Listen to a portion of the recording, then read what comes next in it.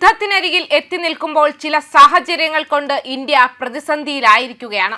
നിരവധി കുടുംബങ്ങളാണ് സഹായം അഭ്യർത്ഥിച്ചിരിക്കുന്നത്.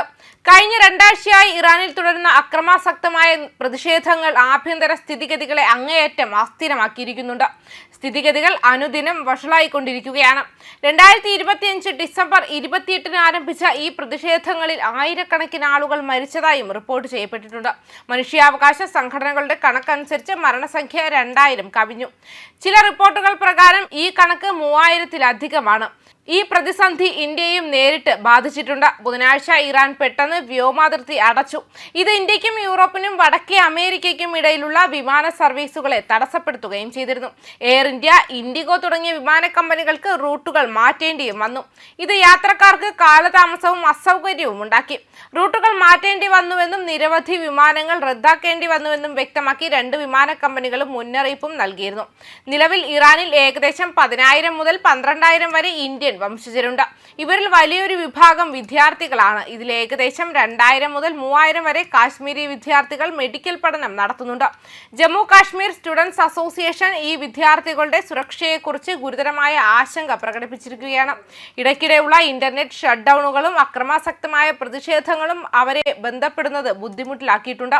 ഇത് അവരുടെ കുടുംബങ്ങളിൽ ആശങ്ക ഉയർത്തുകയാണ്. ഇപ്പോൾ എല്ലാ ഇന്ത്യൻ പൗരന്മാരും എത്രയും വേഗം ഇറാനിൽ നിന്നും പുറത്തു പോകണമെന്ന് ഇന്ത്യൻ എംബസി നിർദ്ദേശിച്ചിട്ടുണ്ട്.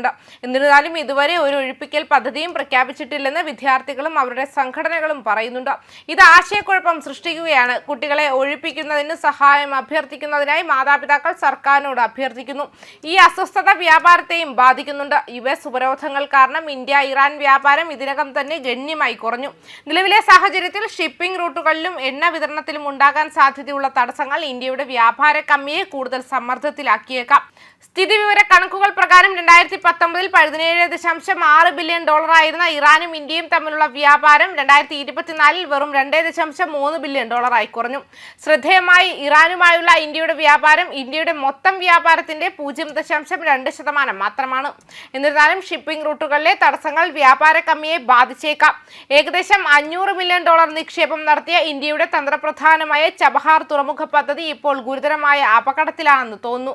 പാകിസ്ഥാനെ മറികടന്ന് അഫ്ഗാനിസ്ഥാൻ, മധ്യേഷ്യ, യൂറോപ്പ് എന്നിവിടങ്ങളിലേക്ക് എത്തിച്ചേരുന്നതിന് ഇന്ത്യക്ക് ഈ തുറമുഖം ഒരു സുപ്രധാന കവാടമാണ്. ഇന്ത്യയുടെ തന്ത്രപരമായ ശ്രമങ്ങളിൽ ചബഹാർ തുറമുഖത്തിന് ഒരു കേന്ദ്ര സ്ഥാനമുണ്ട്. എന്നാൽ അവിടെ നിലവിലുള്ള അസ്ഥിരമായ രാഷ്ട്രീയ സാമ്പത്തിക സ്ഥിതി പദ്ധതിയെ ബാധിക്കുന്നു. ഇന്ത്യയുടെ ബസുമതി അരി കയറ്റുമതിയിലെ കുത്തനെയുള്ള ഇടിവാണ് ഒരു പ്രധാന ആശങ്ക. ഇന്ത്യൻ ബസുമതി അരിയുടെ ഏറ്റവും വലിയ വിദേശ വിപണിയായ ഇറാനിലും ഈ വ്യാപാരം സ്തംഭിച്ചിരിക്കുന്നു.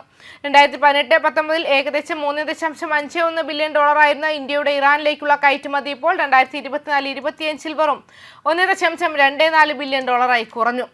ഇത് ഇന്ത്യൻ കർഷകർക്കും കയറ്റുമതിക്കാർക്കും വലിയ നഷ്ടമാണ് ഉണ്ടാക്കുന്നത്. ഇന്ത്യയുടെ പശ്ചിമേഷ്യ നയത്തിന് പ്രാദേശിക രാഷ്ട്രീയ സാഹചര്യങ്ങളുടെ അനിശ്ചിതത്വം ഒരു പ്രധാന വെല്ലുവിളിയായി തുടരുന്നുണ്ട്. പ്രാദേശിക സ്ഥിരത ഉറപ്പാക്കുന്നതിന് ഇറാൻ, സൗദി അറേബ്യ, അമേരിക്ക എന്നിവയ്ക്കിടയിൽ സന്തുലിതാവസ്ഥ നിലനിർത്താൻ ഇന്ത്യ എപ്പോഴും ശ്രമിച്ചിട്ടുണ്ട്. പാകിസ്ഥാന്റെ ചൈനീസ് സ്പോൺസർഷിപ്പിലുള്ള ഗ്വാദർ തുറമുഖത്തിൽ നിന്നും വെറും 92 നോട്ടിക്കൽ മൈൽ അകലെയാണ് ചബഹാർ തുറമുഖം. ഇത് ഇന്ത്യയുടെ തന്ത്രപരമായ സാന്നിധ്യത്തെ പ്രതീകപ്പെടുത്തുന്നു. മേഖലയിൽ അസ്വസ്ഥതകൾ തുടരുകയാണെങ്കിൽ ഇന്ത്യയുടെ തന്ത്രപരമായ സ്വയംഭരണാവകാശം ദുർബലമാകാനും ചൈന-പാകിസ്ഥാൻ സ്വാധീനം വർദ്ധിക്കാനും സാധ്യതയുണ്ട്. അതിനാൽ പ്രാദേശിക സന്തുലിതാവസ്ഥയും തന്ത്രപരമായ സ്വയംഭരണവും നിലനിർത്തുന്നതിന് ചബഹാർ പദ്ധതി സുസ്ഥിരമായി നിലനിർത്തുന്നതിന് ഇന്ത്യ അതിന്റെ നയതന്ത്ര സാമ്പത്തിക തന്ത്രങ്ങൾ കൂടുതൽ ശക്തിപ്പെടുത്തേണ്ടത് പ്രധാനമാണ്. ന്യൂസ് ഡെസ്ക് കർമ്മ ന്യൂസ്.